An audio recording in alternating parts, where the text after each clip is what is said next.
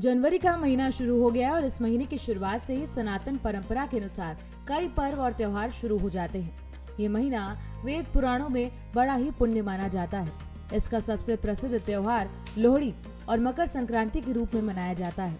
लेकिन आज हम आपको बताएंगे इस महीने के ऐसे त्योहार के बारे में जिसका बहुत ही महत्व माना जाता है। हिंदू धर्म में मनाया जाने वाला सकट चौथ, इसे रिद्धि सिद्धि के दाता भगवान श्री गणेश और सकट माता की कृपा बरसाने वाला त्योहार माना जाता है। ये पावन पर्व आज यानी कि 6 जनवरी 2026 को मनाया जाएगा। महिलाएं इस पावन व्रत को हर साल माघ मास के कृष्ण पक्ष की चतुर्थी तिथि को संतान की लंबी आयु और सुख सौभाग्य की कामना के लिए रखती हैं। सनातन परंपरा के अनुसार इस पावन व्रत का पुण्य फल पाने के लिए कुछ नियम बताए गए हैं। सभी विघ्न और बाधाओं को दूर करके शुभ लाभ बढ़ाने वाले भगवान श्री गणेश और सकट माता को प्रसन्न करने के लिए सकट चौथ व्रत में क्या करना चाहिए और क्या नहीं, आइए आपको विस्तार में बताते हैं। सकट चौथ का व्रत पुण्य फल पाने के लिए सूर्योदय से पहले उठकर स्नान ध्यान करने का प्रयास करना चाहिए। गणपति को ईशान कोण में पवित्रता के साथ विराजित करके उनकी पूजा विधि विधान से करनी चाहिए। सकट चौथ व्रत की पूजा लाल रंग के वस्त्र पहनकर लाल रंग के ऊनी आसन पर बैठकर ही करनी चाहिए। गणपति की पूजा करते समय साधक का मुंह पूर्व या उत्तर दिशा की ओर होना चाहिए। सकट चौथ की पूजा करते समय गणपति को उनकी प्रिय चीजें जैसे दुर्वा, गन्ना, तिल का लड्डू, मोतीचूर का लड्डू, मोदक आदि जरूर अर्पित करने चाहिए।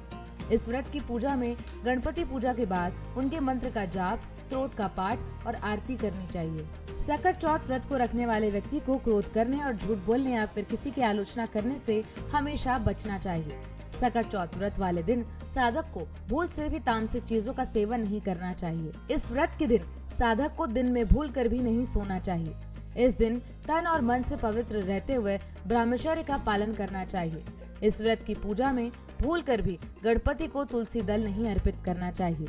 सकट चौथ व्रत वाले दिन भगवान गणेश की सवारी माने जाने वाले चूहों को कभी पीड़ा नहीं पहुंचानी चाहिए। आपको बता दें कि सकट चौथ व्रत से जुड़े नियमों का पालन करके उपाय करके साधक को मनचाहा फल प्राप्त होता है। तो वहीं जाने अनजाने की गई कुछ एक गलतियां इस बड़े दोष या फिर कहें पाप का कारण बनती है। हिंदू मान्यता के अनुसार सकट चौथ व्रत वाले दिन भगवान गणेश जी को भूलकर भी टूटे हुए अक्षत, बासी फूल, केतकी का फूल, तुलसी दल आदि नहीं चढ़ाना चाहिए। इसी तरह गणपति की पूजा में भी भूलकर सफेद वस्त्र, सफेद आसन या सफेद चंदन का प्रयोग नहीं करना चाहिए।